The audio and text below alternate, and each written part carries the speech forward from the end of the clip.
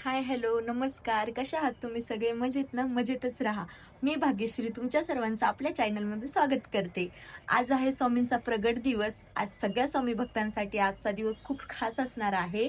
कारण की आजच्या दिवशी आपले स्वामी आपल्या पृथ्वीवरती प्रगट झाले होते आणि सगळेजण खूप वेगवेगळ्या पद्धतीने स्वामी दिवस आजचा प्रगट दिवस सेलिब्रेट करता. कोणी अन्नदान करतं, कोणी वस्त्रदान करतं, कोणी स्वामींच्या खूप जास्त सेवा करतात.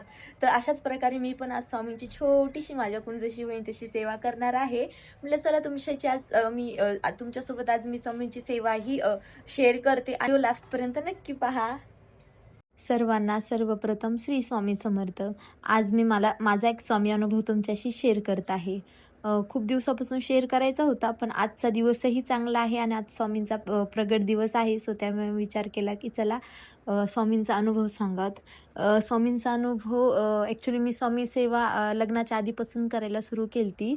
माझी मैत्रीण आहे, बेस्ट फ्रेंड आहे ऋतुजा, आणि तिची आजी अशीच घरी आली होती आणि लग्नाच्या आधी माझ्या घरची परिस्थिती माहेरकडची खूप वीक होती, खूप अशी काय स्ट्रॉंग नव्हती. तर अशाच त्या घरी आल्या आणि मला सांगितलं की बाई स्वामी सेवा करतो. त्या टायमिंगला स्वामी कोण काय हे मला काहीच माहिती नव्हतं. तर त्यांनी मला सांगितलं की तू स्वामी सेवा कर म्हणे. मग मी म्हटलं काकू म्हणजे आजी आमचं एकच घर आहे, एकच रूम आहे आणि मी तिथं कशी स्वामी सेवा करणार ना. त्या म्हणलं तुला काहीच करायची गरज नाही, तू फक्त श्री स्वामी समर्थ महाराजांचा जप कर, बाकी काही करू नको. मग मी विचार केला की हां ठीक आहे, मग नाही का काही हरकत नाही, मी स्वामी समर्थ महाराजांचा मी जप करू शकते. तर मी माझ्या आईला थोडेफार घरकामामध्ये हेल्प करायचे. तर त्या टायमिंगला मग मी श्री स्वामी समर्थ श्री स्वामी समर्थ म्हणजे मी आईसोबत कामाला गेले, बाहेर गेले की मी स्वामींचा जप करत राहायचे, श्री स्वामी समर्थ म्हणून. मग असेच बरेच दिवस निघून गेले आणि मला इतकी म्हणजे स्वामींची सवय होऊन पडली की प्रत्येक शब्दाला स्वामी महाराजांचं नाव घेणं, प्रत्येक शब्द स्वामी महाराजांच्या शिवाय न करणं, ह्या गोष्टी माझ्यासाठी होऊन गेल्या. आणि माझं लग्न जमल्याच्या नंतर माझा साखरपुडा झाला आणि साखरपुड्याच्या नंतर माझी पहिली संक्रांत होती आणि माझं माहेर पात्री आणि आष्टी जवळच होतं. मग माझ्या सासूबाई म्हणले आहे की संक्रांत पहिली आहे तुझी लग्नानंतर, तर तुझ्या चॉईसनंच आपण तुला साडी वगैरे या सगळ्या गोष्टी घेऊ, तू ये म्हणे आष्टीला. मग मी असा विचार केला की हां ठीक आहे. मग आम्ही माझी बहीण लहानी शीतल आणि मी आष्टीला गेलो त्या दिवशी. आणि त्या दिवशी आष्टीला गेलो आणि खरं सांगतो त्या दिवशी माझ्या आईला ॲक्च्युली बीपीचा आणि फिटचा त्रास आहे. आम्ही आष्टीला गेलो आणि त्यानंतर माझ्या आईला फिट आली आणि बी पी पण आय थिंक वाढली होती. त्यामुळे ती पडली खाली पडली आणि तिच्या तोंडातून ब्लड, नाकातून ब्लड असं यायला लागलं. आणि घरी माझे पप्पा अंगणवारी गेलेले, पॅरालिसिस असल्यामुळे त्यांना पण फार एवढं काही कळत नाही, पण थोडंफार कामाला वगैरे जातात ते. तर त्या दिवशी ते कामालाच गेलेले होते आणि नंतर मग ती पडली. मग आजूबाजूच्यांना कळालं की बाबा पडली म्हणून वगैरे नाही का. मग मला फोन आला, मी नेमकीच सासरवाडीला पोहोचली माझ्या सासूबाईकडे आणि मला फोन आला की तुझी आई पडली म्हणे, ये म्हणे तू पटकन निघून. तुम्हाला खोटं वाटेल, त्या टायमिंगला माझ्याकडे जाण्या येण्याचे पैसे धरून मी फक्त 500ची नोट घेऊन गेलते.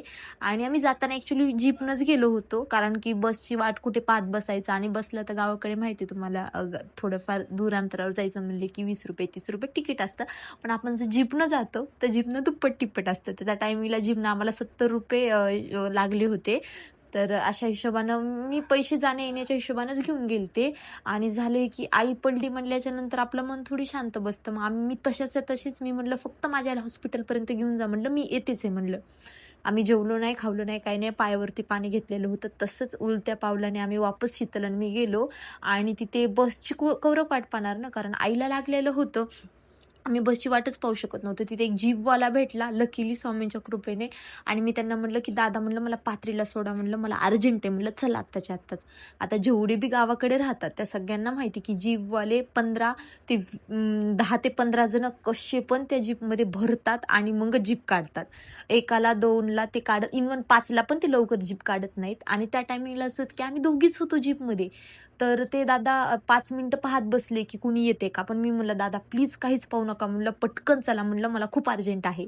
तर त्या टायमिंगला ते म्हणे ताई मी तुमच्यासाठी अर्जंट जातो म्हणे, मग एक काम करा म्हणे, मला 5 जणांचं तरी तिकीट मला तुम्ही द्या. तुम्हाला तुम्हाला धरून तुम्ही तुम्हाला सोडून तुम्ही अजून 5 जणांचं तिकीट मला द्या. मग माझ्याकडे 200-250 रुपये असतील त्या टायमिंगला. पण मला आईची काळजी. मी म्हणलं, "हो," म्हणलं, "दादा, मी तुम्हाला मला सोडून मी तुम्हाला 5 जणांचं तिकीट देते, पण मला तुम्ही आत्ताच्या आत्ता पाथरीपर्यंत सोडा." खोटं वाटेल तुम्हाला, पाथरीपर्यंत जाऊस तर जे शीतल आणि म्हणजे माझी बहीण आणि मी, माझ्या तोंडामध्ये फक्त स्वामींचा जप चालू होता आणि आम्ही अक्षरशः जोरजोरात म्हणत होतो. कारण मनातल्या मनात म्हणायपर्यंत पण एवढं धून नव्हती. कारण सगळं लक्ष आमच्या आईकडे माझं लागलेलं होतं आणि आम्ही स्वामींचा जप करत बसलो होतो. श्री स्वामी समर्थ, श्री स्वामी समर्थ, श्री स्वामी समर्थ. आणि अक्षरशः पाहता पाहता पाथरी आली आणि बस स्टॉपपर्यंत त्यांनी थांबवलं आणि त्यांच्यानंतर ते म्हणे, "ताई, तुम्हाला कुठे जायचं मला एकदा सांगा." मी म्हणलं, "दादा, इथं जवळच एक हॉस्पिटल आहे म्हणलं वरद म्हणून, मला तिथपर्यंत जायचंय." ते म्हणले, "ताई, मी तुम्हाला नेऊन सोडतो." मग ॲटो कुठे शोधणार हे कुठं? मी म्हणलं, "हां," म्हणलं, "ठीक आहे, चालते, काय हरकत नाही." म्हणलं, "दादा, प्लीज मला ना फक्त हॉस्पिटलपर्यंत नेऊन सोडा." आणि त्यांनी मला हॉस्पिटलच्या बाहेर सोडलं आणि मग आता वाटायला लागली भीती, की बाबा आता ह्यांना पैसे द्यायचे कुठून ना आपण, कारण की पैसे तर नाहीच आहेत. फक्त काय तुम्ही इथपर्यंत पोहोचण्याचे मी पैसे त्यांना देऊ शकत होते आणि वरचे थोडेफार काय आहे ते. इतका प्रश्न पडलाय की मी आता पैसे देऊ कुठून? मग त्यानंतर ते स्वतःच मला माझ्या हातामध्ये 3,000 रुपये त्यांनी दिले आणि शीतल आणि मी अक्षरशः चक्क झालो, की ते कसं काय आपल्याला देतात? म्हणे, "ताई, मी तुमचा भाऊ आहे," म्हणे. मला तुमचा भाऊ समजा. हे पाही 3,000 रुपये माझे तुमच्याकडे. मला माहिती आहे तुमच्याकडे पैसे नाहीयेत. आता सगळं तुमचं लक्ष तुमच्या आईकडे आहे. हे घ्या म्हणे पैसे. मला जेव्हा पण तुमच्याकडे येतील तेव्हा तुम्ही मला रिटर्न करा. मग मी असा विचार केला, की दादा, मी तुम्हाला कसं रिटर्न करू? आपण पहिल्यांदाच एकमेकाला पाहिले, भेटलो आहोत. तर ते म्हणले, "ताई, माझा नंबर घ्या," म्हणे तुम्ही. मग मी त्यांचा नंबर घेतला आणि मग ते दादा निघून गेले. तुम्हाला खोटं वाटेल, हॉस्पिटलचं बिलसुद्धा काटोकाट 3,000 झालं होतं. त्यांना कसं माहीत ना, की बिल 3 पर्यंतच जाईल म्हणून. तर अक्षरशः मी तुम्हाला सांगते, माझे डोळे भरून आलेत, अंगाला काटा आलाय. कारण की माहिती नाही कोण त्याच्यावर विश्वास करेन, पण मला विश्वास होता, की नक्कीच माझ्या स्वामीने कोणाला तरी माझी मदत करायला पाठवलं असेल किंवा कदाचित तेच आले असतील. कारण त्या टायमिंगला खरंच मला खूप जास्त पैशाचीही गरज होती आणि तिथपर्यंत माझ्या आईजवळ पोहोचवण्याचीही गरज होती. काठोकाठ 3,000 बिल झालं. काही दिवस निघून गेले, महिना 2 महिने. मी असा विचार केला, मी पैसे जमा केले. मी असा विचार केला, की मला त्या दादांना ते पैसे द्यायचे आहेत. त्यांनी सांगितलेल्या नंबरवरती मी कॉल केला आणि तो नंबर दाखवत आहेत, की हे अस्तित्वातच नाहीये. त्या टायमिंगला मला विश्वास पटला, की खरंच माझे स्वामी माझ्या मदतीला त्या टायमिंगला धावून आले होते. खरंच सांगते मी, स्वामी सेवा मी जेव्हापासून करायला लागले, मी ॲक्च्युली 10वीला असेल, तेव्हापासून स्वामी सेवा करायला लागले. स्वामी सेवा असं फार काही नाही, की खूप मोठी नाही. छोटी-मोठी आपली नामस्मरण असो किंवा छोटं-मोठं पारायण वगैरे हे करते मी. पण स्वामीने खूप मोठा अनुभव दिलाय. मला इतकं छान माहेरी जरी मला काही गोष्टी भेटल्या नसतील, माझ्या गरीब परिस्थितीमुळे, पण मला सासरी माझ्या स्वामीने मला सगळं दिलं आहे आणि मी माझ्या सासरीही खुश आहे आणि आईकडेही खुश होते.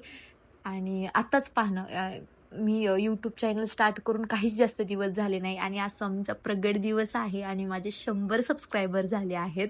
ते हरवेळेस मला असं दाखवून देतात, की "तू घाबरू नकोस, मी तुझ्यासोबत आहे. तू पुढे जा, मी आहे तुझ्यासोबत. तू जेही करतेस तू ते कंटिन्यू कर." आणि खरंच माझं सांगण्याचं अनुभव तात्पर्य एवढंच, की तुम्हीही स्वामी सेवा करा. काही फार जास्त करायची गरज नाही. तुम्ही नुसतं नामस्मरणही केलं ना, तरी खूप झालं. स्वामी तुम्हाला प्रत्येक क्षणाला तुमची साथ देताल. प्रत्येक अडचणीतून तुम्हाला काढताल. फक्त त्यांच्यावरती विश्वास ठेवा. आज स्वामी चा प्रगट दिवस आहे म्हणून मी असा विचार केला, की चला बाबा, जे कोणी स्वामी सेवेकरी माझा हा व्हिडिओ बघतील त्यांना अजून प्रोत्साहन भेटेल, की खरंच स्वामी मदत करतात. स्वामी खरंच खूप आपले बापासारखे, मायेसारखे, सगळ्यांसारखे आहेत. ते आपल्याला जेव्हा गरज पडते तेव्हा धावून येतात आणि मी खरंच कळकळीनं सांगते, खोटं नाही, एकदम यातला शब्द न शब्द खरा आहे. माझे स्वामी प्रत्येकाच्या मदतीला धावून येतात आणि